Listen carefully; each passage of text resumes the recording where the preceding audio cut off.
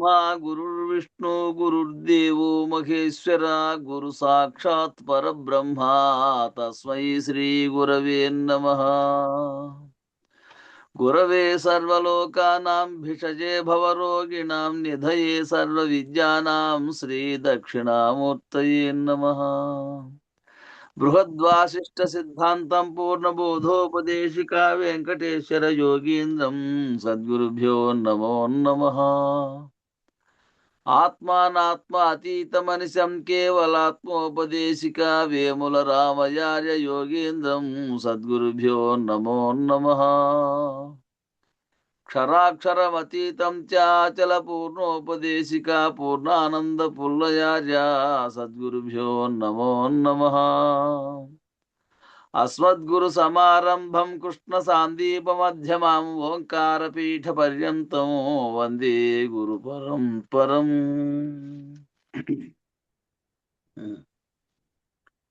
రచన కాలవ కోటపతి. రాదు పోదు శివరామ దీక్షితులు బోధపరచిన చలమది బాధలేదు ఈ బోధ వినిన గురు సాధకులైతే తెలియునది. ఉన్నది బయలని ఎన్నిన ఎరుకను సున్నని సుజనులు జోతురది తిన్నగ వెలిగే మరపు తెరపు లేకున్న బయలు తామందినది. రాదు పోదు శివరామ దీక్షితులు బోధపరచిన చలమది బాధలేదు ఈ బోధ వినిన గురు సాధకులైతే దిలియునది. చెప్పవలయు బహుసేవ చేసి గురు మెప్పున తిరిగే వారికది తప్పు త్రోవల పోయే వారికి చెప్పరాదు గురు మర్మమది. రాదు పోదు శివరామ దీక్షితులు బోధపరచిన చలమది బాధలేదు ఈ బోధ వినిన గురు సాధకులైతే తెలియునది. ఉరుగదు పెరుగదు తరుగదు కరుగదు అంతట నిండియున్నదది హరిహరాదులకు అసాధ్యమవు గురు కరుణైతే బహు సులభమది. రాదు పోదు శివరామ దీక్షితులు బోధపరచిన చలమది బాధలేదు ఈ బోధ వినిన గురు సాధకులైతే తెలియునది.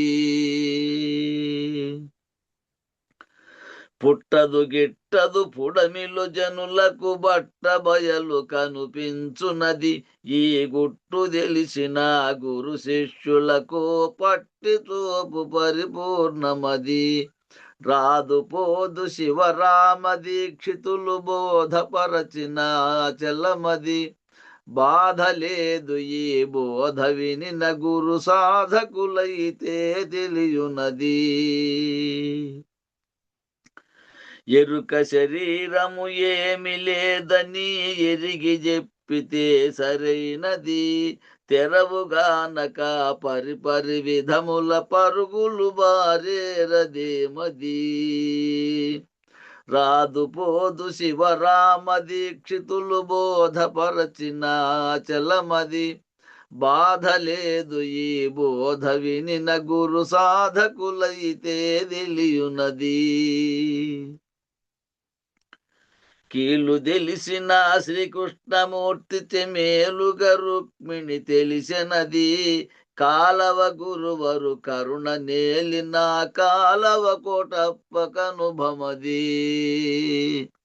రాదు పోదు శివరామ దీక్షితులు బోధపరచిన చలమది బాధలేదు ఈ బోధ వినిన గురు సాధకులైతే తెలియునది. గురు సాధకులైతే తెలియునది. జై శ్రీ సద్గురు ప్రభు మహారాజుకు జై. పూర్ణానంద పుల్లయార్యులకు జై. విష్ణువానంద కృష్ణమూర్త్యార్యులకు జై. అనంత కోటి గురు భక్త మండలికి జై. గురు పరంపరముకు జై. జై గురుదేవ. జై గురుదేవ. 46 చందార్థముడు చదువు జై గురు. అందరికీ జై గురు. గురు పరంపరంకు జై.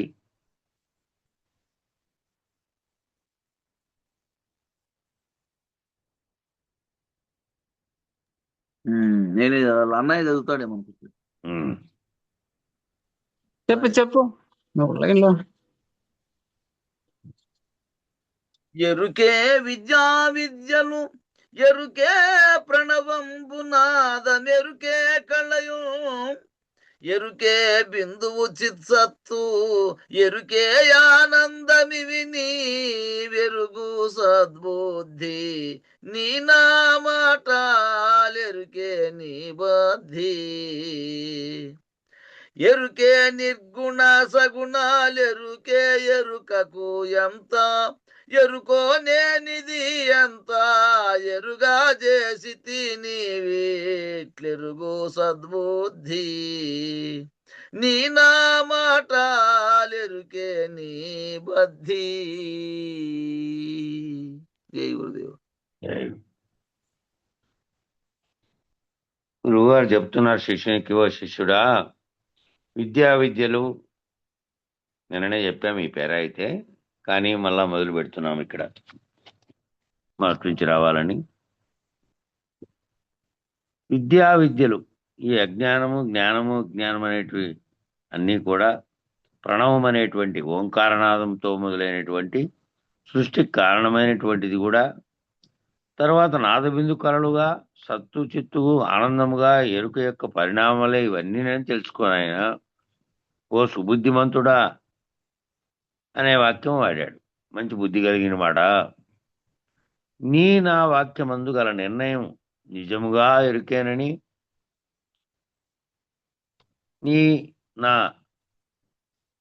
నీవు నేను ఈ వాక్యాలందు గల నిర్ణయం కూడా ఇద్దరం కలిసి చర్చ చేసినటువంటి సారాంశంగా వచ్చిన నిర్ణయం కూడా నిజంగా ఎరుకేనని ఎరుంగము.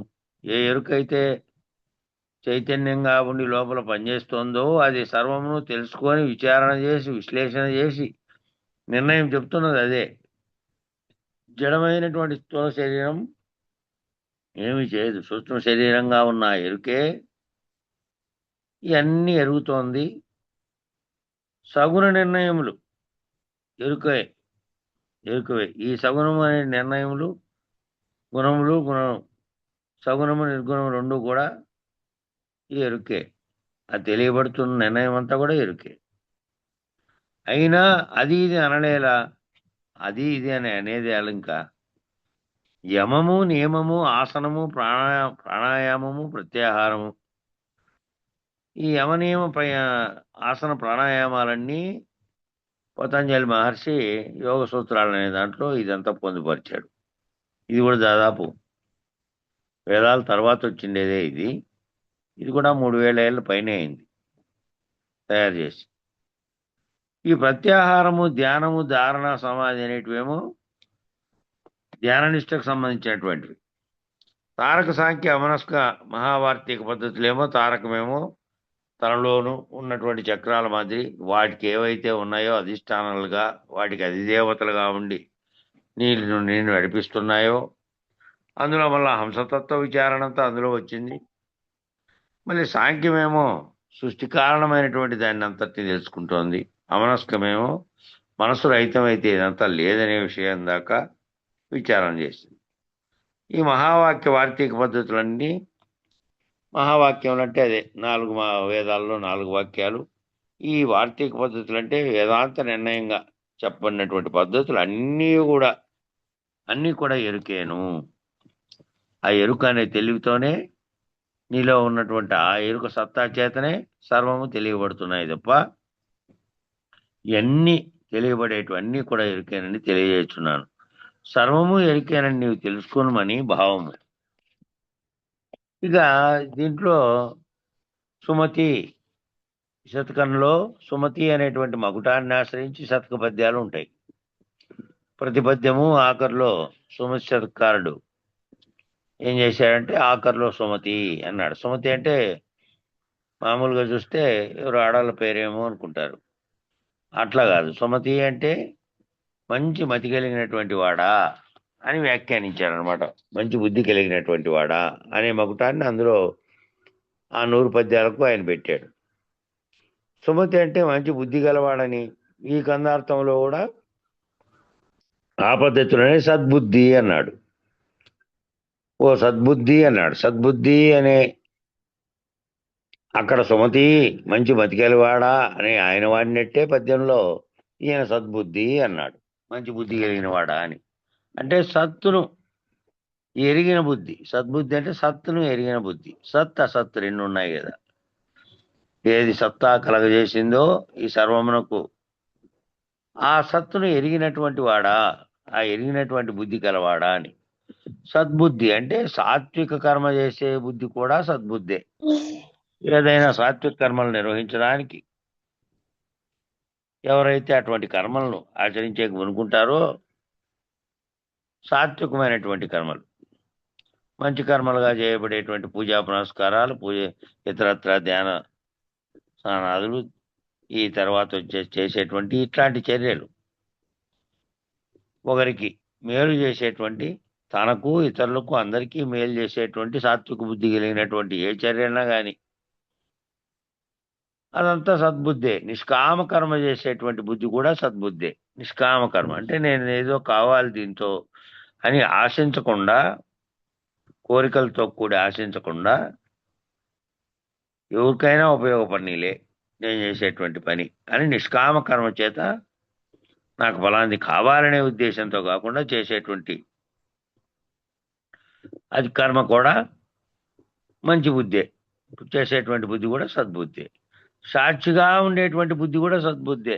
ఈ అన్నిటికీ అంటకుండా కేవల సాక్షిగా ఉన్నటువంటి ఆత్మస్వరూపంగా ఉండి ఏదీ చేయకుండా సాక్షిత్వ స్థితిలో ఉన్నప్పటికీ కూడా అది కూడా మంచి బుద్ధే, సద్బుద్ధే. కానీ సదసత్తు వివేకములు పొంది, సత్తు అసత్తు అనేటువంటి వివేకాలు పొంది, ఒకటేమో అసత్తుగా ఉంది, ఆ అసత్తును నడిపించడానికి అధిష్టానంగా సత్తు ఉంది, దాని యొక్క చైతన్యంతోనే సర్వము తెలుసుకుంటున్నటువంటి ఎరుక, దాని యొక్క చైతన్యమే అన్నిటినీ నడిపిస్తున్నది ఆ సత్తు. కాబట్టి సదసత్ వివేకములు పొంది అసత్తును త్రుంచి సత్ స్థితి అందు స్థిరమై, ఈ విచారణ అంతా జరిగిన తర్వాత ఏది అసత్ అయినటువంటి జడమైనటువంటి నామరూపాత్మక జగత్తునంతటినీ త్రుంచి అంటే తిరస్కరించి నిరసన చేసి ఏం తెలుసుకోవాలి నువ్వు? సత్ అనేది ఒకటి ఉంది, అది చైతన్యం సర్వవ్యాప్తంగా ఉండి అది నడిపిస్తోంది బ్రహ్మాండాన్ని అంతటినీ.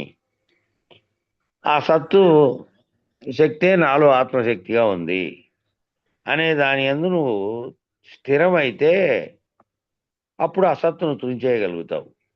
అసత్ కనపడేదంతా అసత్తే, ఇదంతా కేవలం భ్రాంతి చేత కల్పించుకున్నదే, ఉన్నది ఒక్కటే అనేది తెలుసుకుంటావు. స్థిరమై తత్వాతీత పరాత్మాహం మధ్యాతీత పరశివ మాయాతీత పరంజ్యోతి అహమేవా హమం వేహ అని బ్రహ్మజ్ఞానావళి మాల బోధిస్తుంది. ఈ వాక్యం బ్రహ్మజ్ఞానావళి మాల అంట. ఆ మాలలో ఆ దాంట్లోడిది, ఆ గ్రంథంలోడిది ఉదహరించారు ఇక్కడ. బ్రహ్మం గురించి తత్వదర్శనం కలిగినటువంటి వాడు, బ్రహ్మం గురించి తత్వదర్శనం కలిగినటువంటి వాడు, అదేమిటి తత్వదర్శనం? మామూలుగానేమో వస్తువుని దాని ఆకారాన్ని బట్టి చూపించి చెప్తాం. ఆ ఆకారాన్ని చూసి ఆ వస్తువుని చూసావా నువ్వు, ఆ వస్తువు గుర్తుందా అంటే ఆ వస్తువును దర్శించే పద్ధతి అది. ఇక్కడేమో ఏమంటున్నాడు?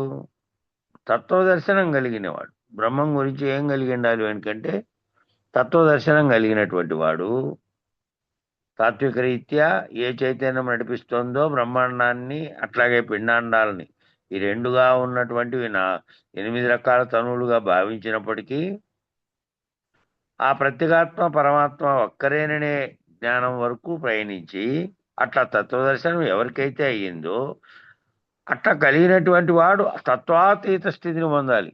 అఖండ ఎరుక అనే స్థితిలో నుంచి కూడా అఖండ ఎరుక స్థితి పొందడమే తత్వదర్శనంగా ఉన్నటువంటి దాన్ని తెలుసుకోగలడం. దాన్ని మీరడం, దాని స్థితిని పొందాలి, తత్వాతీత స్థితిని. ఈ తత్వం తెలుసుకోవడం కూడా దేంతో? ఎరుకుతోనే తెలుసుకున్నావు. ఈ తత్వం యొక్క అంతరార్థం అంతా కూడా ఎరుకుతోనే గుర్తించావు, ఎరుకుతోనే భావించినావు, ఎరుకుతోనే. ఆ గురువు కూడా లేనెరుకు లేకొచ్చి చెప్పాడు. ఆ గురువు ఆల్రెడీ దాటుకున్నటువంటి స్థితిలో ఉన్నవాడై నీ కోసం మళ్ళీ దిగొచ్చి నీకు ఆ దర్శనం చేయించడానికి, ఆ తత్వాతీత స్థితిని అందించడానికి మళ్ళీ తత్వం లేకే దిగొచ్చి చెప్పాడు. కాబట్టి ఆ తత్వదర్శనం కలిగినటువంటి వాడు తత్వాతీత స్థితిని పొందాలి. ఆ తత్వాతీతాన్ని తెలుసుకునే స్థితిని పొందాలి. ఆ తత్వాతీత పరాత్మహం. ఆ తత్వాతీతం తెలుసుకుంటే పరాత్మాహం, పరములో ఉన్నటువంటి స్థితిలో ఉన్న ఆత్మగా ఉన్నటువంటి నేను. ఇహంలో లేడు, ఇంకా ఇహం స్థితి దాటిపోయి పరంలోకి పోయినాడు. కాబట్టి తత్వదర్శన స్థితి వలన ఆత్మనిష్ట కలుగుతుంది. తత్వదర్శన స్థితి వల్ల నేను బ్రహ్మముననేటువంటి సర్వవ్యాప్త చైతన్యంగా ఉన్నటువంటి ఈ సృష్టికి కారణమైనది నేనే. ఆ ఏ సంకల్పం చేత మొదట ఉద్భవించిందో ఓంకారము, ఆ ఓంకారం తర్వాత మాయ చేత తన్మాత్రలు గుణాలతో కూడి ఈ భౌతికంగా స్థూలంగా ఉండేటువంటి సృష్టి కలగడానికి కారణమైన స్థితి ఏదైతే ఉందో ఫస్ట్ ఆ సంకల్పించినటువంటి ఆ బ్రహ్మం ఎవరు? ఆ బ్రహ్మం సంకల్పిస్తే ఆ సంకల్పం చేతనే ఇవన్నీ వచ్చాయి. కాబట్టి మొట్టమొదటి దీని అంతటికీ ఆధారభూతమైనది ఆత్మేను. ఆత్మ వలన ఇవన్నీ కలిగినాయని గుర్తెరిగితే అది తత్వదర్శనంతో ఆత్మనిష్ట కలుగుతుంది. ఆత్మ అంటే ఏమిటి అనే నిష్ట కలుగుతుంది. అటు బ్రహ్మాండాన్ని ఇటు పిండాండానికి కలగడానికి కారణమైనటువంటిది ఒక్కటే, దానివల్ల జరిగినటువంటి పరిణామమే ఇదంతా అని ఆత్మనిష్ట కలిగితే మరి తత్వదర్శనానికి అతీతమైనటువంటి పద్ధతిగా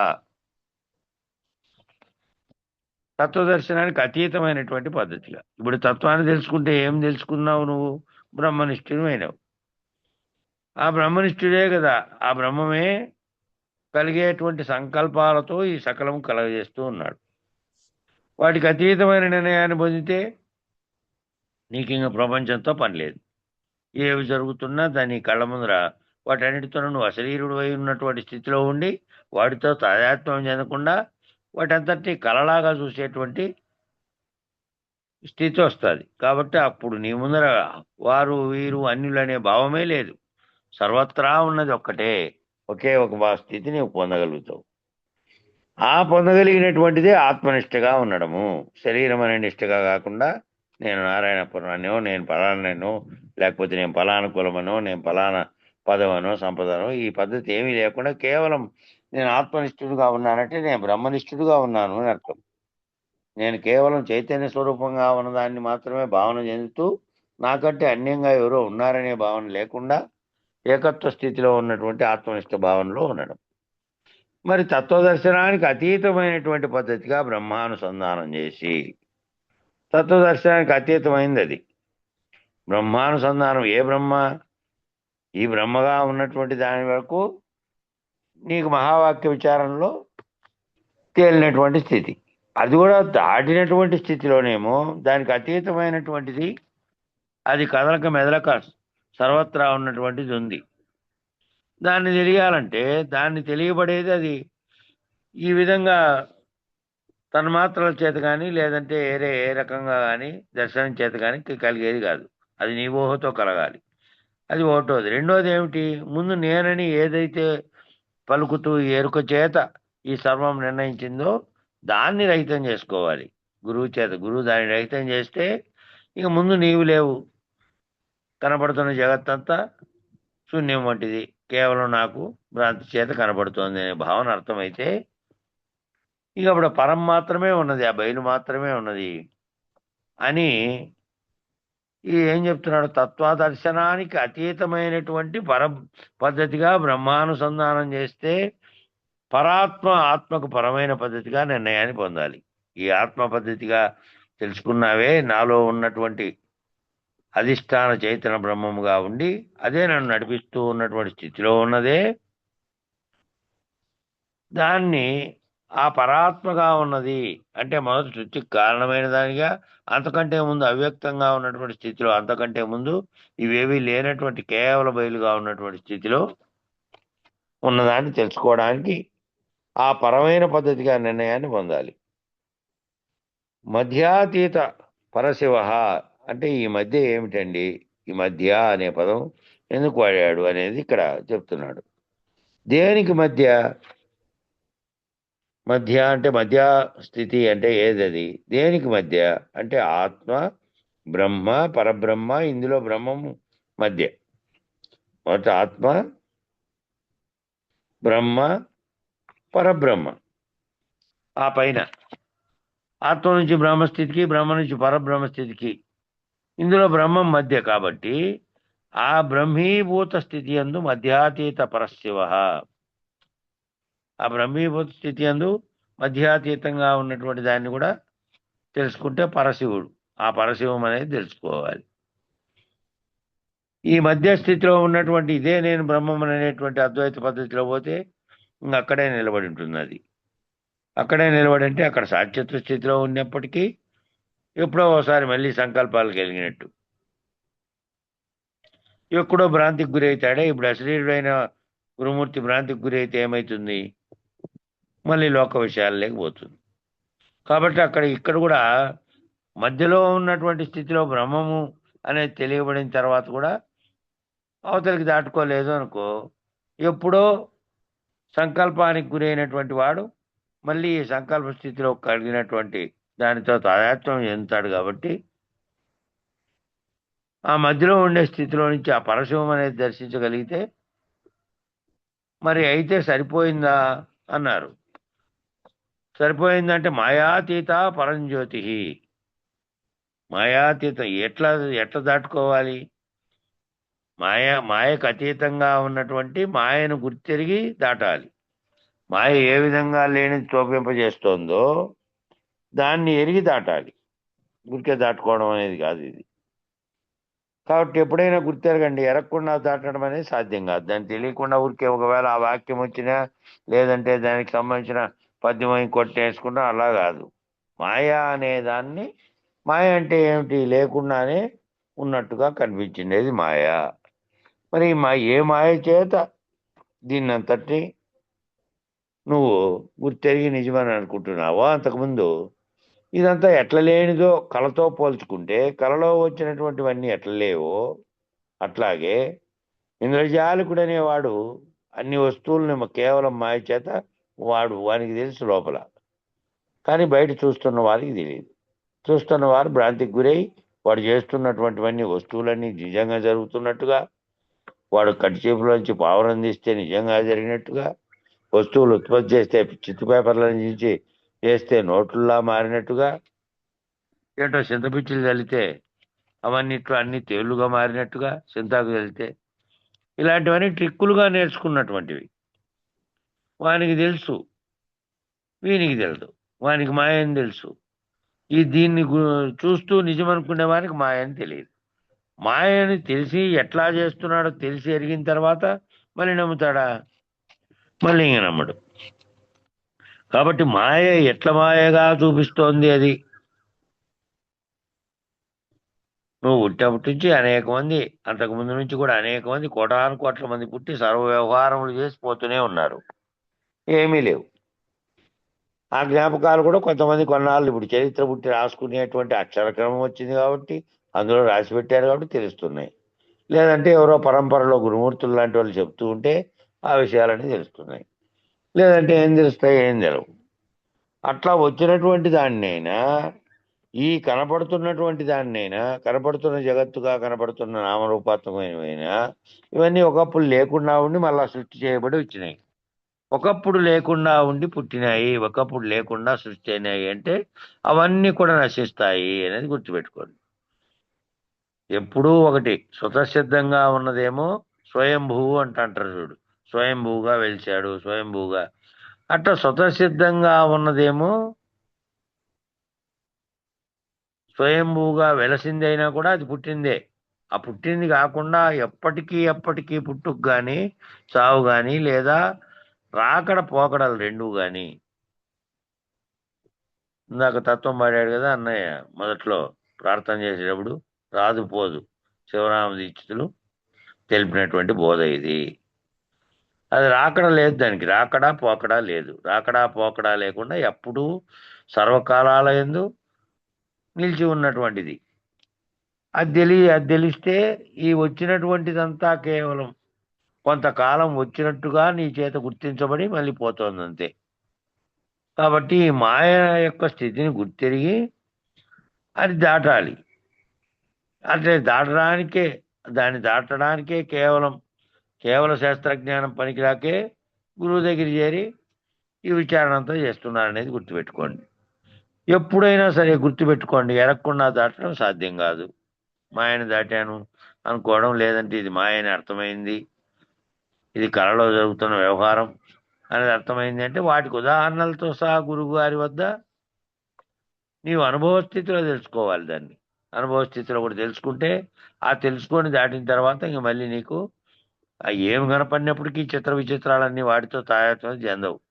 ఇదంతా మాయ చేత కల్పించబడింది అని నువ్వు ఎరుగుతావు. కాబట్టి తత్వాన్ని ఎరగాలంటే ఆ శివస్థితిని ఎరగాలి, ఆ ఆత్మస్థితిని ఎరగాలి. శివస్థితి అంటే అఖండ ఎరుకగా ఉన్నటువంటి శివస్థితి. ఆత్మస్థితి అంటే నీ స్థితి.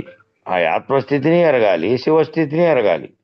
ఆ రెండింటినీ ఎరగకుండా నేను మాయని దాటుకుంటాను, ఆ దాటుకున్నటువంటి స్థితికి పొందుతానంటే అది కుదిరే పని కాదు. ఆ బ్రహ్మస్థితిని ఎరగాలి, ఆ మాయ స్థితిని కూడా ఎరగాలి. జ్యోతి స్థితిని ఏదైతే చైతన్యంగా ఉండి ఈ సర్వను గుర్తింపజేస్తుందో ఆ జ్యోతి స్థితిని కూడా ఎరగాలి. వాటికి పరం అవ్వాలి. వీటన్నిటిని తెలుసుకొని వాటికి పరంగా ఉన్నదేదో, వాటి కావల ఏముందో దాని గురించి తెలుసుకోవాలి. ఆత్మకు పరమైనటువంటి పరాత్మ, ఆత్మకు పరంగా ఉన్నటువంటి పరాత్మగా ఉన్నది. శివస్థితికి పరమైనటువంటి పరశివ. ఆత్మకు పరం ఏమన్నారు? ఆత్మస్థితిలో నుంచి నువ్వు పరాత్మ స్థితిలో అంటే బ్రహ్మంగా ఉన్నటువంటి పరమాత్మ స్థితిని గుర్తెరగడమే. మళ్ళీ శివస్థితిలో నుంచి పరశివ అంటేనేమో ఈ బ్రహ్మాండ చైతన్యంగా ఉన్నటువంటి శివుని స్థితిలో నుంచి పరశివ స్థితికి, పరమును ఎరిగినటువంటి పరమేశ్వరుడు అనే పేరు ఎందుకు వచ్చింది? అన్నిటికీ ఊరికే శివుడు అని లేదు కదా. మామూలుగా శివునికేమో ఈశ్వరుడు. ఎవరు పరమును ఎరిగినటువంటి పరస్థితిలో ఉన్నటువంటి, అంటే ఈ సృష్టి స్థితి లయాలనేటువంటి 5 రకాలుగా చెప్పబడినటువంటి విస్తీర్ణ ఆకర్షణలతో సంబంధం లేకుండా ధ్యానంతో సమాధినిష్ఠుడై దాన్ని కూడా దాటినటువంటి వాడు ఎవరైతే ఉన్నారో ఆయన పరమేశ్వరుడు అన్నాడు. పరములో ఉన్నటువంటి వాడు.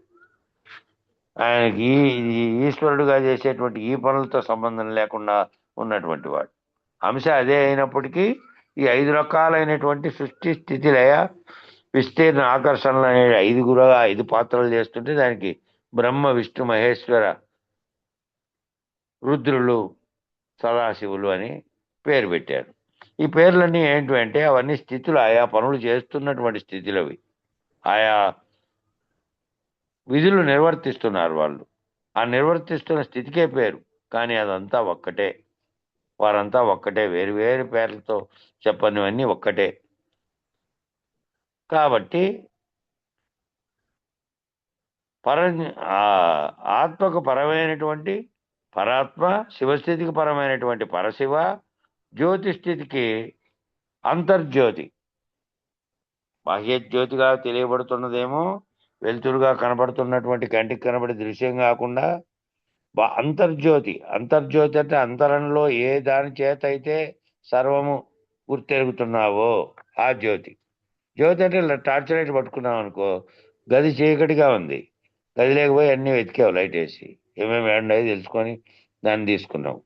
అంతర్జ్యోతి ఇది గుర్తుపెట్టుకున్నది ఏది? దీని అంతటినీ నువ్వు వెతుకుతున్నా, నువ్వు తెలుసుకుంటున్న దాన్ని అంతటినీ గుర్తుపెట్టుకునే చైతన్యం అనేటువంటి లోపల ఉన్నది అంతర్జ్యోతిగా ఉంది నీలోనే. బహిర్జ్యోతి బాహ్యంగా తెలుసుకోబడుతున్నది. ప్రత్యక్ష ప్రత్యక్షంగా ఈ జ్యోతులన్నీ తెలియబడినట్టు ఏంటంటే జీవుని స్థితిలో నుంచి జాగ్రత్త అవస్థ కాటి నుంచి పరమాత్మ ప్రత్యేగాత్మను నేనేనేటటువంటి సాక్షిత్వ స్థితి వరకు నువ్వు పొందుతున్నవే ఇవి. ఆ ప్రత్యక్ష జ్యోతి అంటే ఈ మూడు అవస్థల్లో జరుగుతున్న సర్వము ఆ నాలుగో అవస్థ అయినటువంటి ప్రత్యేగాత్మగా ఉన్నటువంటి స్థితిలో, అట్లాగే ఆ నాలుగు తనువుల్లో ఆ నాలుగు ఈశ్వర తనువుల్లో కూడా జరుగుతున్నటువంటి పరమాత్మ అనే స్థితి వరకు తెలిసినదంతా ఇదే. ఈ ప్రకాశం వలనే తెలియబడుతుంది. పరాత్పర జ్యోతి అంటే పరాత్పరం, పరమునకు పరమైనటువంటిది.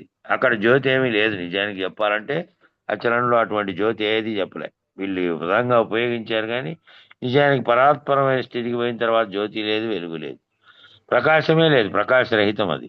ప్రకాశం కలిగిందంటే లేదంటే ఏదైనా నిర్ణయం చేసేటువంటి స్థితి కలిగింది ఇక్కడ అక్కడ అనేది లేదు. అక్కడ అన్ని కింద నుంచి ఇక్కడున్నవే అవి.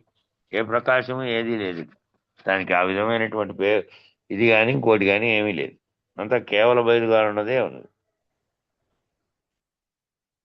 ఆ జ్యోతి పరాత్పర జ్యోతి, జ్యోతి స్వయం జ్యోతి, ఆత్మజ్యోతి శివోస్మహం అని అన్నారు.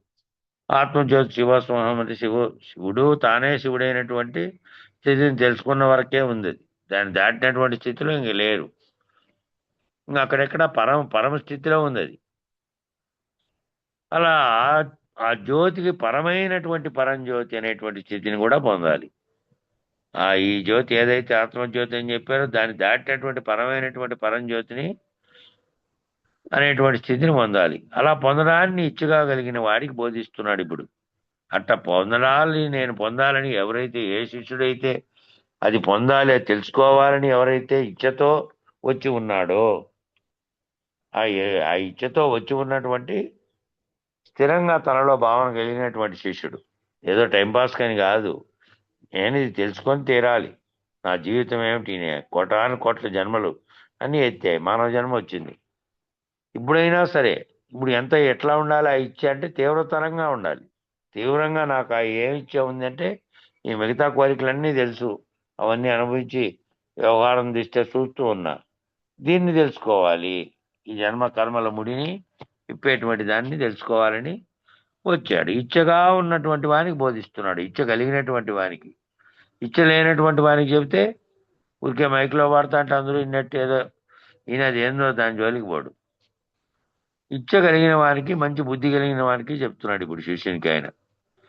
ఎరుకే విద్యా విద్యలు. ఈ ఎరుకే, ఈ విద్య అవిద్య రెండు కూడా ఎరుకే.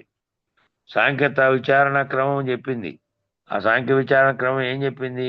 మాయా సబలిత బ్రహ్మము, అవిద్యా సబలిత జీవుడు, కార్యోపాధి రయం జీవ, కారణోపాధి శివ అని చెప్పింది. ఇదేంటంటే సాంఖ్యంలో మనకు మొదలే వచ్చింది. ఇది మొదట్లోనే వచ్చింది. ఎప్పుడైతే అవ్యక్తంగా ఉన్నది వ్యక్తం కావడానికి ఏ సంకల్పం అయితే కలిగిందో, ఆ సంకల్పం కలిగిన తర్వాత మాయాసబలిత బ్రహ్మము, అంతవరకు బ్రహ్మము నిశ్శబ్దంగా నిర్గుణంగా ఉన్నటువంటి బ్రహ్మము వ్యక్తం కావాలనే కోరిక పుట్టి వ్యక్తమైతే సంకల్ప స్థితిలో ఓంకారం అనే శబ్దము ప్రణవం వచ్చింది. ఆ ప్రణవం నుంచి మిగతాది ఏర్పడడానికి కారణం ఏమిటంటే మాయాసబలిత బ్రహ్మం. మాయ మోహింపజేసింది బ్రహ్మమును కూడా.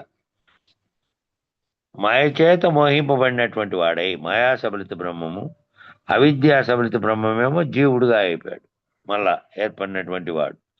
మొదట ఈ సృష్టికి కారణమైనటువంటి వాడేమో మాయాసబలిత బ్రహ్మం, అవిద్యా సబలిత బ్రహ్మమేమో జీవుడు.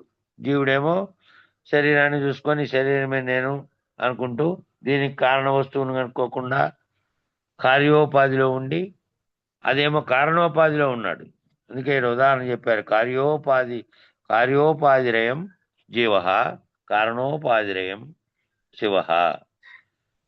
శివుడు కారణోపాధిగా ఉంటే జీవుడేమో కార్యోపాధిగా ఉన్నాడు, కార్యరూపం ధరించాడు. ఆయనేమో శివుడేమో కారణ స్థితిలో ఉన్నాడు, చైతన్యం.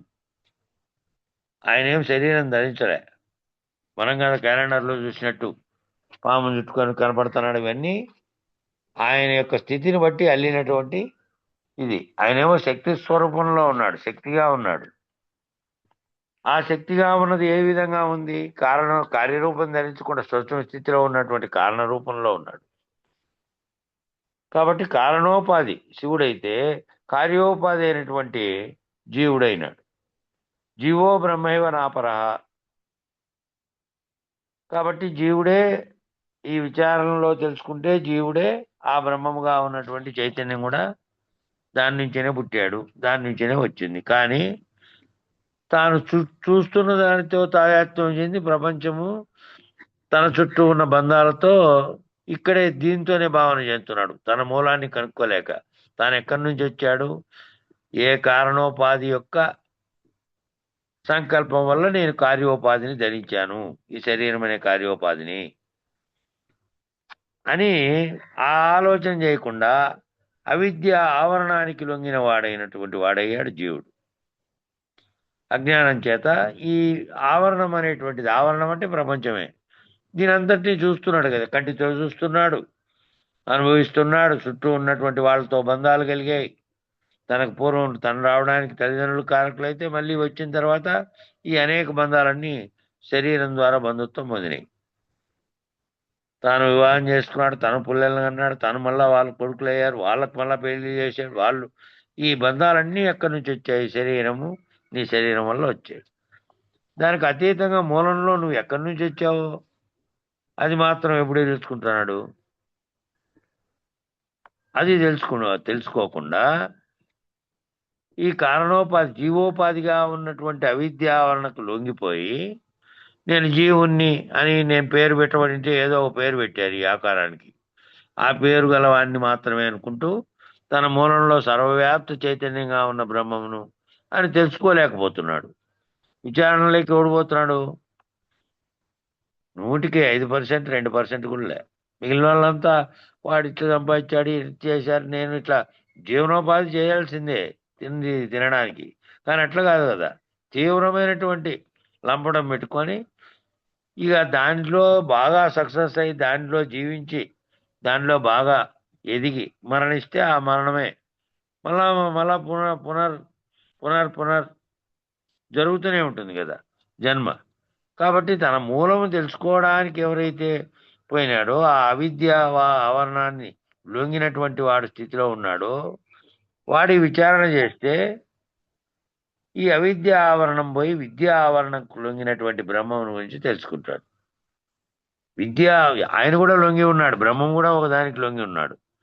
నువ్వేమో ఈ ఆవరణముకు లొంగి ప్రపంచం నిజం అనుకొని వ్యావహారిక జీవితంతో తాదాత్మ్యం చెందుతూ దీని అనుభవాన్ని పొందుతూ నువ్వు నిజం అనుకుంటున్నావు.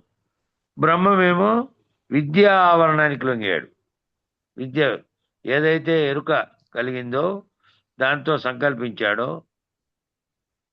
ఆ విద్యా ఆవరణానికి లొంగినటువంటి వాడు ఉన్నాడు. నువ్వు కూడా తెలిసిపోతే అవిద్యలోంచి విద్య లేకపోతే అజ్ఞాన స్థితిలో నుంచి జ్ఞానస్థితి లేకపోయి నేనే బ్రహ్మని తెలుసుకునే స్థితికి పోతావు అంతే.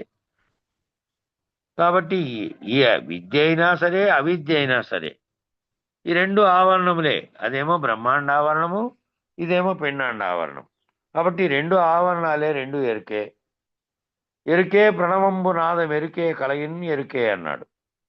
నాదము బిందువు కళ ఎరుకే ఇదంతాను. ప్రణవంబు కూడా ఎరుకే. ఏది ఓంకారంగా మొదటగా శబ్దం కలిగిందో ఆ శబ్దం నుంచి ఉద్భవించిందే కాబట్టి ఎరుకే ప్రణవంబు. నాదం ఎరుకే. ప్రణవం అంటే మొదట అవ్యక్తంగా శబ్దము కేవలము బీజాక్షరాలుగా ఉన్నప్పుడేమో శబ్దరీతి వెలువడినప్పుడు ప్రణవంగా ఉంది. ఆ శబ్దరీతిలో వచ్చి ఉత్పన్నమైన తర్వాత నాదమైంది. నాదం అంటే శబ్దమైంది, అది ఎరుకే. ఇక ఏ కళలు దానికి తోచి ఈ సర్వంను సృజించిందో ఆ కళ కూడా ఎరుకే. నాదము బిందువు కళ అన్నీ ఎరుకే. కాబట్టి ఎవరైనా సరే దివ్యత్వాన్ని సాధించాలి అంటే ఎవరైనా సరే తన్ను తాను ఎరగాలి. ముందు తన్ను తాను ఎరగాలని తనను గురించి తానేంది, తన మూలం ఏమిటి అనేది ఎరగకుండా ఎట్లా దివ్యత్వాన్ని సాధిస్తారు? దైవత్వాన్ని తానే తనలోనే ఉన్నాడు. ఆ దైవత్వమైనటువంటి దివ్యత్వమైనటువంటి దేవుడంతా తనలోనే ఉన్నాడు. కానీ ఎప్పుడు తనలోకి లోపలికి చూడట్లేదు కదా, బాహ్యంగానే చూస్తున్నాడు. ఎప్పుడు చూసినా కంటితో బాహ్యంగా చూడడం, బయట జరిగే విషయాలన్నీ దానితో తాయత్వం చెందడం, అదే అయిపోతుంది జీవితం. కానీ ఎవరైతే ఇట్లా గురుపాదం బట్టి విచారణకు పోయినాడో అట్టి శిష్యుడు సాధనా సంపత్తి పరుడై తనలోకి చూసుకొని ఈ దివ్యత్వాన్ని సాధించాలి అంటే ఎవరైనా తను తాను ఎరగాలి. ముందు తనను ఎరగాలి, మళ్ళా తను తాను ఎరగాలంటే తనుత్రయమును దాటాలి. అంటే తనకు మూడుగా భావిస్తున్నట్టు స్థూల శరీరం అంటే ఈ శరీరం ఇప్పుడు అవయవాలతో కూడి ఈ శరీరం ఉంది. దాంతోనే దాన్ని పనిముట్టుగా వాడుతున్నాం. సూక్ష్మంగా దాంట్లో ఉన్నటువంటిదే సూక్ష్మ స్థితిలో ఉన్నటువంటి మనసు, బుద్ధి, చిత్తం, అహంకారం అనే అంతరంగ చతుష్టయంగా ఉంది. ఇక కారణ శరీరంగా ఉన్నది. ఏది కారణంగా ఉండి దేని చేత ఇది పనిచేస్తుందో అది కారణం. ఈ మూడు రకాలైనటువంటి దానిలను మూడింటిని స్థూల సూక్ష్మ కారణ స్థితులను ఎరగాలి. తాను ఎరిగి దాటాలి. ఆ స్థితులను దాటినటువంటి వాడు ఎవరైతే ప్రత్యేగాత్మ స్థితిలో ఉండి నాలో ఇవన్నీ జరుగుతూ ఉన్నాయి, ఇవన్నీ జరుగుతున్న దానికి ఒక కారణమైనది ఉన్నది, అది నిజమైనటువంటి నేను, ఈ శరీరంగా పనిముట్టుగా ఉన్నటువంటి కాళ్ళు చేతులు కలిగి ఆకారం కలిగినటువంటి శరీరము తనంత తాను ఏ పని చేయలేదు, దాంట్లో చైతన్య వస్తువు ఉన్నది, అదే ఇది అధిష్టానంగా ఉండి సర్వము నడిపిస్తున్నది, అది అసలైనటువంటి నేను, అసలైన నేను అది అని తెలుసుకొని ఆ మూడు స్థితులు స్థూల శరీరం, సూక్ష్మ శరీరం, కారణ శరీరం. స్థూల శరీరం బాహాటం కనపడుతున్నటువంటి అవయవాలతో కూడినది. సూక్ష్మ శరీరం ఏదైతే చైతన్యం యొక్క తేజస్తో మళ్ళీ ఊహాత్మకంగా కలనగంటోంది, ఏది గాఢ నిద్రా స్థితిలో ఉండి అక్కడ సర్వమును ఆ దాంట్లో నుంచి మళ్ళీ మెలకు వచ్చిన తర్వాత అంతకుముందు సాక్షిత్వ స్థితిలో ఉన్నటువంటి అనుభవాలన్నింటినీ గుర్తుపెట్టుకొని మళ్ళీ బయటకు వస్తోంది. ఆ మూడు స్థితులను దాటినటువంటి స్థితిలో ప్రత్యేగాత్మగా ఉండి ఈ మూడు స్థితులు పొందుతున్నటువంటిది, ఆ మూడు స్థితులు పొందుతున్నటువంటి చైతన్యమే నాలోను ఇట్లా బ్రహ్మాండంలో రెండిట్లో ఉంది. ఆ బ్రహ్మాండంలో ఉన్నదానికి ఏమో పరమాత్మ అన్నారు, నాలో ఉన్నదానికి ప్రత్యేగాత్మ అన్నారు. ఈ గుర్తిస్తున్న దానికి ఈ రెండు ఒక్కటైనటువంటి ఆ రెండు స్థితులను దాటాలి అంటే ఉపాసన కాండ అంతా కూడా ఈ నాద బిందు కళను ఆశ్రయించి ఉంటుంది. ఆ ఉపాసన చేసేటువంటి దేన్నో ఉపాసన చేసుకుంటూ ఈ నాద బిందు కళను ఆశ్రయించి ఉంటుంది. దాన్ని దాటే కోసం మంత్రోపాసన చేసేవాళ్ళు కొందరు, తంత్రోపాసన కొందరు, యంత్రోపాసన, నాదోపాసన, శ్రీ విద్యాంతర్గతమైనటువంటి దశ మహావిద్యలైనటువంటి ద్వారా శ్రీచక్రాన్ని అర్చన చేయడం, ఇట్లా బిందు మధ్యమును ఆశ్రయించి చేయడం, ఈ చిత్కళలు అనేటువంటి యోగ మార్గ పద్ధతిని ఆశ్రయించి చేయడం, కుండలిని పద్ధతిని ఆశ్రయించి కుమ్మకం పట్టేది, ఆ బంధించేది, ఇన్ని రకాలైనటువంటి పద్ధతులన్నీ చెప్పినప్పటికీ ఈ పద్ధతులన్నీ కేవలం ప్రాథమికంగా అప్పుడు తెలియక అప్పుడు అవన్నీ చేశారు. వాటి ద్వారా మనసును నియంత్రించాలి, మనసే అన్నిటికీ కారణం అనే పద్ధతుల కోసం పుట్టినవే ఇవన్నీ. మంత్రోపాసన, తంత్రోపాసన, యంత్రోపాసన, నాదోపాసన, ఇవన్నీ. వాడు సంగీతం చేసేవాడు ఏమవుతాడు? నాదోపాసన చేస్తున్నాడు. ఆయన ఆ పద్యం ఆయన ఆ సినిమా పాటలో వాడాడు కదా, అదేంటి శంకరాభరణంలో ఆయన పాడతాడు కదా, నాదోపాసన చేసిన వాడను నీ వాడను నేనైతే అనే పదం వాడాడు, వాక్యం సినిమా పాటలో. నాదోపాసన అంటే అది, నాదోపాసన చేసిన నేను, నాదోపాసన చేసినటువంటి నీవాన్నే నేను అని ఈశ్వరుని అన్నాడు శంకర అనే పాటలో. ఈ నాదోపాసన, ఈ ఉపాసనలన్నీ కూడా ఇన్ని రకాల ఉపాసనలన్నీ దేన్ని తెలుసుకొని దేన్ని చేరడానికి చేరారు? ఆ శివంగా ఉన్నటువంటి, ఆ శివతత్వంగా ఉన్నటువంటి చైతన్యం ఏదైతే బ్రహ్మాండంలో అంతా ఉన్నదో అది నేనే అని నాలోకి నేను తెలుసుకొని మళ్ళీ ఆ శివుని గురించి తెలుసుకోవడానికే ఇన్ని పద్ధతులు, ఇన్ని రకాలైనటువంటివి పెట్టారు. పెడితే ఏం చేశారు? ఈ పద్ధతుల్లో కాదు నాయనా, ఈ పద్ధతిలో కాసేపు నువ్వు అనుకొని మళ్ళీ మామూలుగా వ్యవహారంలో పడిపోతావు. ఏది ఈ పద్ధతులన్నిటికీ కారణమైందో, ఏది ఈ పద్ధతులన్నిటినీ తెచ్చిందో, ఈ వేదాంగాలను ఈ సర్వమును కల్పించి చేసిందో, పురాణాలతో సహా అన్నిటికీ కారణమైనది ఒకటి ఉన్నది. అది రహితపరుచుకుంటే తప్ప బీజం నశించదు. అదే సంకల్పిస్తోంది, అదే వ్యవహరిస్తోంది, అదే వీటన్నిటినీ చేసింది, ఇన్ని రకాల పద్ధతులను చేసింది, ఇవన్నిటినీ చేసింది ఎరుకేను. ఆ ఎరుకే నీలో ఉన్నది, బ్రహ్మాండం అంతా ఉన్నది. ఆ ఎరుక రహితమైపోతే ఏమున్నది? కనపడుతున్న దాన్ని అంతటితో నీకు తాదాత్మ్యం లేదు. జరుగుతున్నదంతా కలలో ఏ విధంగా జరిగిందో అట్లా జరుగుతోంది. కలలోంచి మేల్కుంటానే వెంటనే కలలో జరిగింది, వాదోపవాదాలు, కొట్లాటలు, వ్యవహారం చేసినది, ఏటికో తోటకాడికి పోయినది, నీకేమేమి వచ్చిందో అదంతా లేదు, ఒక్క క్షణంలోనే లేదు. అట్లా ఈ సర్వమును కలవలే ఒక్క క్షణంలో తీసేయగలిగినటువంటి గురువు దొరికితే అప్పుడు క్షణంలోంచి ఈ విచారణ ద్వారా సాధకుడైనటువంటి శిష్యుడు ఒక్క క్షణంలో దాంట్లో నుంచి దాటుకొని చూడగలిగినటువంటి స్థితి పొందుతాడు.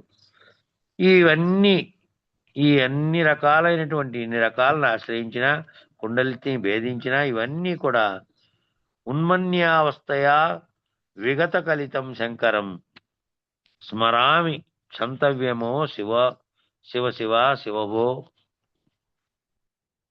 అనేటువంటి ఉన్మనీయ అవస్థలో ఈ నాదబిందు కలలు లేవు. కారణమంతా ఎరుకే, ఎరుకే ప్రణవము, ఎరుకే నాదము, ఎరుకే కలయున్, ఎరుకే బిందువు. కాబట్టి ప్రణవంలో ఈ నాద బిందు కలలు 3 ఇమిడి ఉన్నాయన్నమాట ఆ ప్రణవం అనేటువంటి ఓంకారంలో. కాబట్టి అన్ని సర్వము కూడా ఇవన్నీ ఎరుకలే, ఎరుకతోనే కలుగుతున్నాయి. ఎరుకే ప్రధాన కారణమైనటువంటి ఆ బిందువు మొట్టమొదటి ఏర్పడినటువంటి ఎరుకే, అది ఎరుకతోనే వచ్చింది.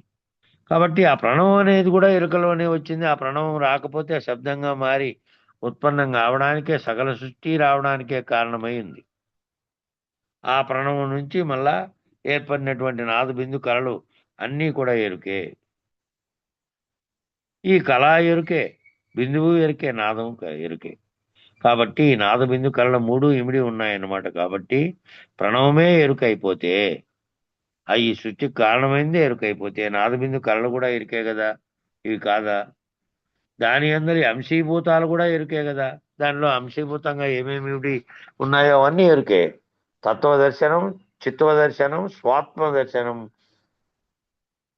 అనేటి 3 చెబుతున్నారు. తత్వదర్శనంగా ఎరగడము, దానిలోని అంతరార్థం తెలుసుకొని, చిత్వదర్శనంగా ఎరగడము, ఆ చిత్తం ఏదైతే ఆలోచన చేస్తుందో, ఏదైతే ఈ చింతిస్తోందో, ఏదైనా ధ్యాన వస్తువుని పెట్టి ధ్యానిస్తోందో, ఏం చేస్తోందో అదంతా ఏమిటికి? స్వాత్మదర్శనం.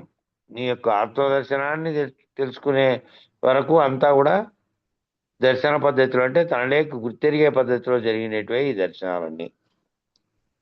వేషహానత జగత్ ఈషదీ యుక్త సేవనం, ఇది ఉపదేశసారం. ఉపదేశసారంలో చెప్పినటువంటి వాక్యాన్ని ఉదరించారు. దీనినే సులభమైనటువంటి నడకగా మధ్యలో మజిలీలు చెప్పింది. ఉపదేశసారం కూడా ఆయన రాశాడు. ఎవరు? మన శంకరాచార్యులు వారు రాస్తే దాన్ని తమిళంలోకి తెలుగులోకి అనువదించిన వారేమో రమణ మహర్షి వారు. చిన్న బుక్ కూడా దొరుకుతుంది, కావాలనుకుంటే పెద్ద బుక్ కూడా దొరుకుతుంది. 2 రకాల బుక్లు ఉన్నాయి. చిన్న బుక్ ఏమో ఊరికే జేబులో పెట్టుకొని చదువుకునే అంత ఉంటుంది ఉపదేశసారం అని. పెద్ద బుక్ ఏమో కొంచెం పెద్దగా ఉంటుంది. అది వాళ్ళు రమణ శాస్త్రం వాళ్ళు ముద్రించారు దాన్ని. ఈ మజిలీలన్నీ కేవలం అన్నీ కూడా ఎరుకే. అన్నీ ఎరుకు చేసినటువంటి మజిలీలు. మజిలీ అంటే రకరకాలైనటువంటి పాత్రలు పోషించినటువంటిది. కాబట్టి మానవులు జగత్తును దర్శిస్తూ విషయావృతమైన జీవనాన్ని జీవిస్తూ మానవులు ఏం చేస్తున్నారంటే, జగత్తులో ఉన్నాం కాబట్టి చుట్టూ ఉన్న జగత్తుతో తాదాత్మ్యం చెందుతూ దాంట్లో ఉండే విషయాలతో జీవనాన్ని జీవిస్తూ భోగి పద్ధతిగా, భాగ్య పద్ధతిగా, భోగ్యం, భోగం అనేది ఉంది. ఆ భోగించడం అని అంటే అనుభవించడమే భోగం కదా. ఏదైనా అది తినే పదార్థం కానీ ఇంకోటి కానీ భోగ్య పద్ధతిగా జీవనాన్ని జీవించేటటువంటి జనన మరణ చక్ర ప్రభావితమైనటువంటి జీవనం నుంచి ముందు తత్వదర్శనానికి రావాలి కదా. ముందు తత్వదర్శనం అంటే ఏమిటి నాలో అనే ప్రశ్నే కలిగితేనే కదా నేను ఎలా ఉత్పన్నమైనా, నేనెవరు, కారణం ఏమిటి, అసలైనటువంటి నేనెవరు, శరీరం నేనా? ఈ శరీరానికి కారణమైనదేమో తల్లిదండ్రుల నుంచి వచ్చింది అనుకోండి. ఈ ఇంకో కారణ వస్తువుగా జన్మకు కారణమైన వస్తువు ఎక్కడి నుంచి వచ్చింది?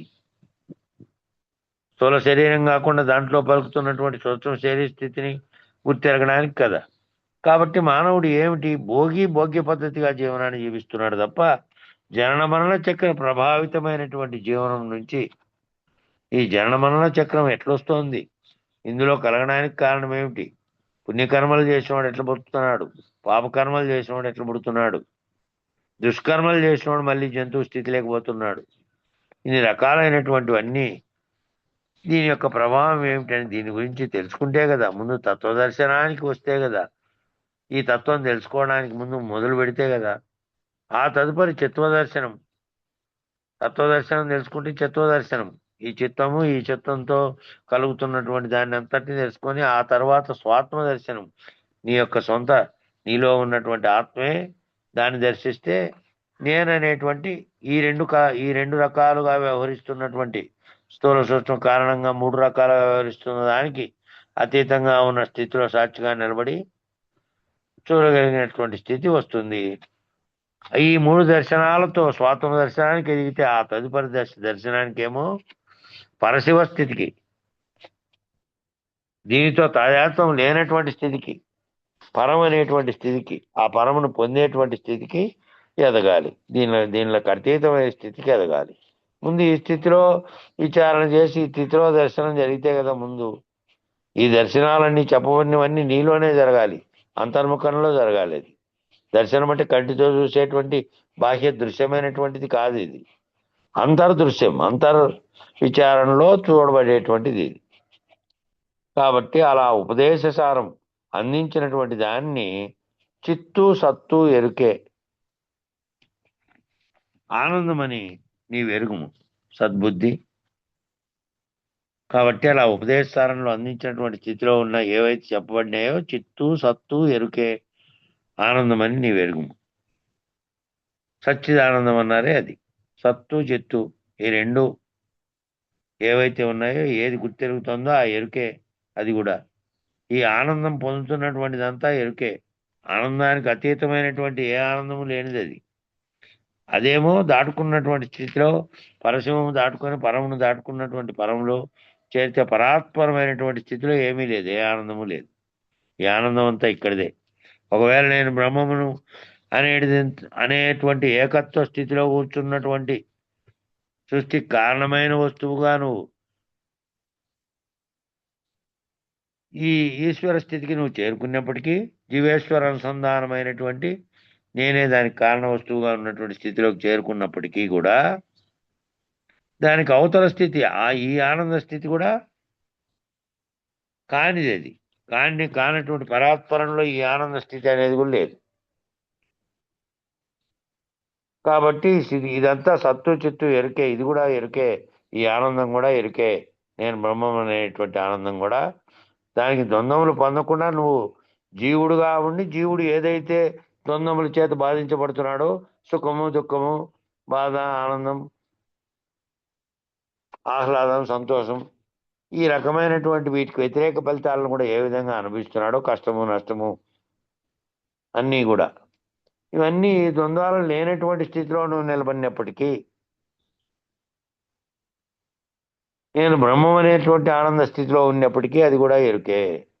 అది కూడా మళ్ళీ కారణ వస్తువుగా మళ్ళీ సృష్టికి కారణమైనటువంటి అంశాన్ని నీలో కలగజేస్తుంది. కాబట్టి వాటికి అతీతంగా ఎరుక రహితమైతే తప్ప బీజనాశనం కాదు. ఈ జన్మ కర్మల ముడిలోంచి విడిపడి నువ్వు మళ్ళీ ఉపాధి ధరించాల్సిన అవసరం లేకుండా అవుతుంది. కాబట్టి జీవభావంతో సత్యమని భావించినటువంటి నామరూపాలు నేను కాదు. నేను ఇన్నాళ్ళు ఏమయ్యా జీవభావంతో చేత ఆ జీవభావంతో నేనేమనుకున్నా ఇన్నాళ్ళు నాకు తెలియదు, విచారం చేయలేదు. కాబట్టి నా పేరు కృష్ణమూర్తి కాబట్టి ఇంట్లో వాళ్ళు పెట్టారు, వెంకటేశ్ అని పెట్టారు. ఆ వెంకటేశ్ అనే పేరుతో నారాయణప్ప అని పెడితే ఆ పేరుతో, ఏం పేరు పెడితే ఆ పేరుతో, రామకృష్ణ అని పెడితే ఆ పేరుతో, ఆ పేర్లతో వ్యవహరించినటువంటి ఆ పేర్లతోనే ఆ భావంతోనే వ్యవహరించినాం. జగత్తు అనే దాంతో తాదాత్మ్యం అయింది. అట్లా భావించినటువంటి ఆ నామరూపాలు ఏవైతే ఉన్నాయో అవి నేను కాదు.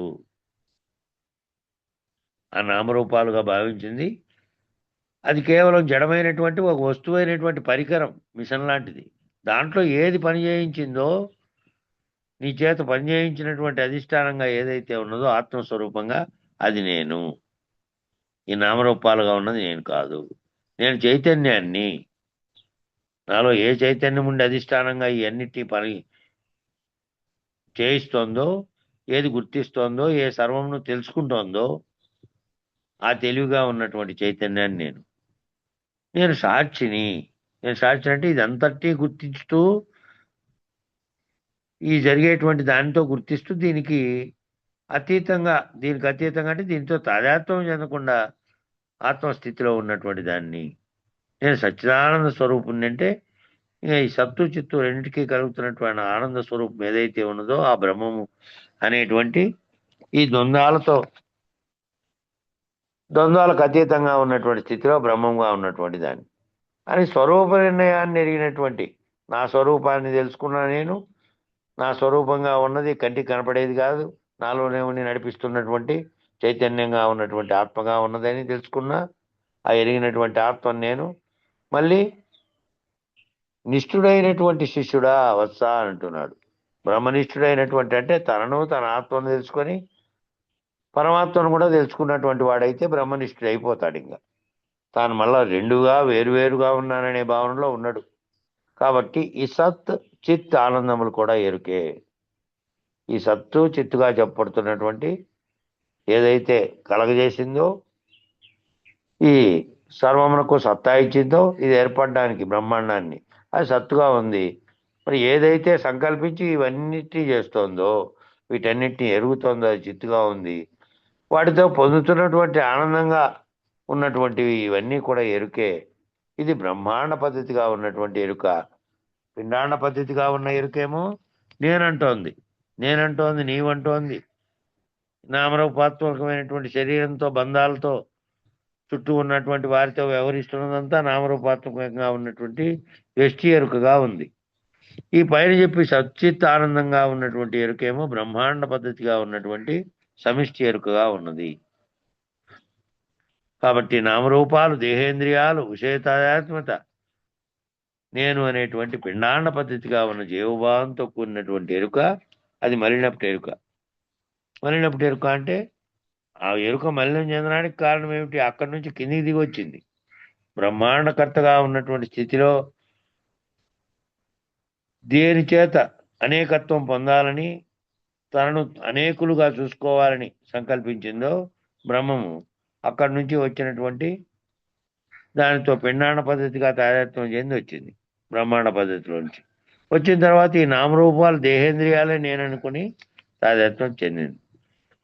ఇంకా ఇక్కడి నుంచి నామరూపాలు, దేహేంద్రియాలు, విషయ తాదాత్మ్యత ఎట్లా కలిగింది అనే కాటి నుంచి రేపు చెప్పుకుందాం. మంగళం చెప్పండి. ఆ పై పేరు అక్కడికి నిలబెట్టా. గురునకు మంగళమనరమ్మా, మద్గురుమూర్తిని గనుగొనరమ్మా. తరుణులార ఈతనికి భక్తితో మురుయుచు మ్రొక్కిన మోక్షము చేకురు. గురునకు మంగళమనరమ్మా, మద్గురుమూర్తిని గనుగొనరమ్మా. క్షరపురుషుండన రాదమ్మా, క్షరపురుషుండనగాదమ్మా. క్షరపురుషుల కావలి పురుషోత్తముడన బరగిన మాయి. గురునకు మంగళమనరమ్మ, మద్గురుమూర్తిని గనుగొనరమ్మా. క్షేత్రజ్ఞుండన రాదమ్మా, ఈ క్షేత్రమతండనగాదమ్మా. క్షేత్రజ్ఞునిత క్షేత్రంబును ఏ మాత్రము తగులక పాత్రుడైన గురునకు మంగళమనరమ్మా, మద్గురుమూర్తిని గనుగొనరమ్మా. స్మరణ రూపుడన రాదమ్మా, విస్మరణ రూపుడన కాదమ్మా. స్మరణ లేక విస్మరణ గాక, స్మరణ విస్మరణ ఎరుకలేని గురునకు మంగళమనరమ్మ, మద్గురుమూర్తిని గనుగొనరమ్మా. దేకియనుట కనరాదమ్మా ఈ దేహమతండనగాదమ్మా అహం భావన కంఠ సొంఠులకు దేకి దేకముల తెరవు భూని గురునకు మంగళమనరమ్మ మద్గురుమూర్తిని గనుగొనరమ్మ పిండ రూపుడన రాదమ్మా బ్రహ్మాండ రూపుడన కాదమ్మా పిండాండ బ్రహ్మాండ భాండముల నిండియుండి అవి రెండుగాని గురునకు మంగళమనరమ్మ మద్గురుమూర్తిని గనుగొనరమ్మ జ్ఞాని అనుట కనరాదమ్మా జ్ఞాని అనుట కది లేదమ్మా జ్ఞానములోన నొక్కటియు తానుగాక శూన్యానికి మీరిన గురునకు మంగళమనరమ్మ మద్గురుమూర్తిని గనుగొనరమ్మ యోగి అనుట కనరాదమ్మా మరి భోగి అనుట కని కాదమ్మా యోగి భోగి ఉద్యోగములంతని భాగవతాన్వయ భవ కృష్ణుండనే గురునకు మంగళమనరమ్మ మద్గురుమూర్తిని గనుగొనరమ్మ మేలు కీడులన రాదమ్మా ఏ మేలు కీడులది కాదమ్మా కాలకూటముల కన్న మిక్కిలకు జాలమాంబవ్యత క్షణములు వాపిన గురునకు మంగళమనరమ్మ మద్గురుమూర్తిని గనుగొనరమ్మ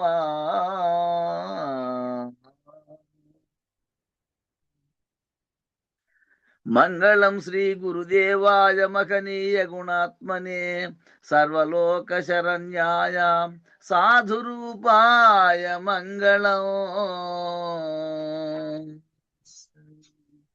జై శ్రీ సద్గురు ప్రభు మహారాజుకు జై, పూర్ణానంద పుల్లయాజులకు జై, విష్ణువానంద కృష్ణమూర్త్యాజులకు జై, అనంతకోటి గురు భక్త మండలికి జై, గురు పరంపరముకు జై.